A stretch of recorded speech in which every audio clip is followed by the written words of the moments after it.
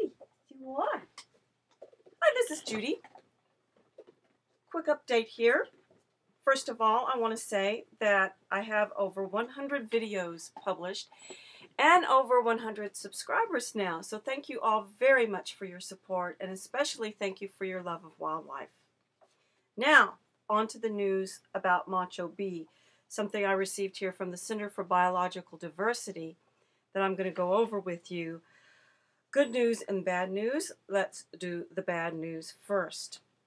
In a stunning development, a researcher has come forward to say she was instructed by Arizona Game and Fish to bait the trap for Macho B, the now deceased last known jaguar in the United States, with female jaguar scat. This means that Macho B's death by euthanasia was the result of mismanagement, not kidney failure. Arizona Game and Fish, the very agency that captured and euthanized Macho B, hastily announced that it will investigate its own actions. But since that's a clear conflict of interest, the center and Congressman Raul Grijalva are both calling for an independent investigation by U.S. Fish and Wildlife law enforcement. So that's your tax dollars at work.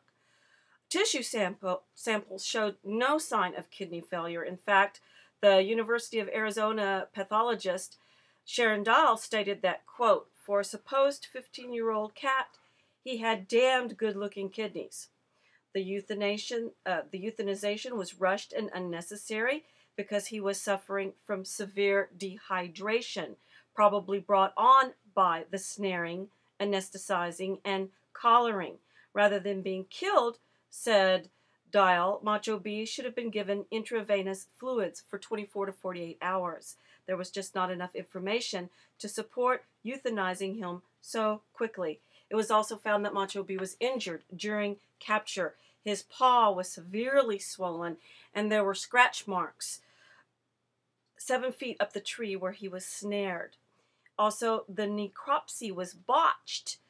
They wanted to do a cosmetic rather than a full necropsy because they wanted to stuff his pelt for educational purposes. Can you believe that? That is so ridiculous. Now, the good news. Jaguars win major court victory. A week after oral hearings in the Center for Biological Diversity's fourth lawsuit to secure strict protections for the magnificent, highly endangered jaguar. This Monday, a judge ruled in favor of the feline and struck down the U.S. Fish and Wildlife Service's longtime refusal to develop a recovery plan and protect habitat for the species. Despite previous lawsuits by the center under the Bush administration, the service declared that the jaguar's historic range, which once stretched from the Bay Area to the Appalachians, was insignificant, so no U.S. recovery efforts were needed. Ironically, the agency used the jaguar's very rareness in this country as an excuse not to lift a finger to help it regain its footing here.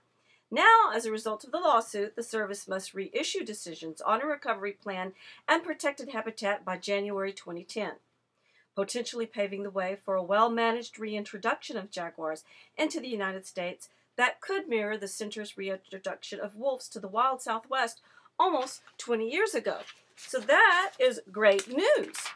Also good news coming your way. Winter raptors in the Sonoran Desert. Some highlights from some of my birding excursions. Newborn in the desert.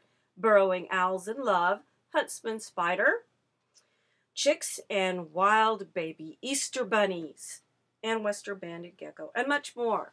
So please stay tuned. Thanks for watching. Bye. This is so weird.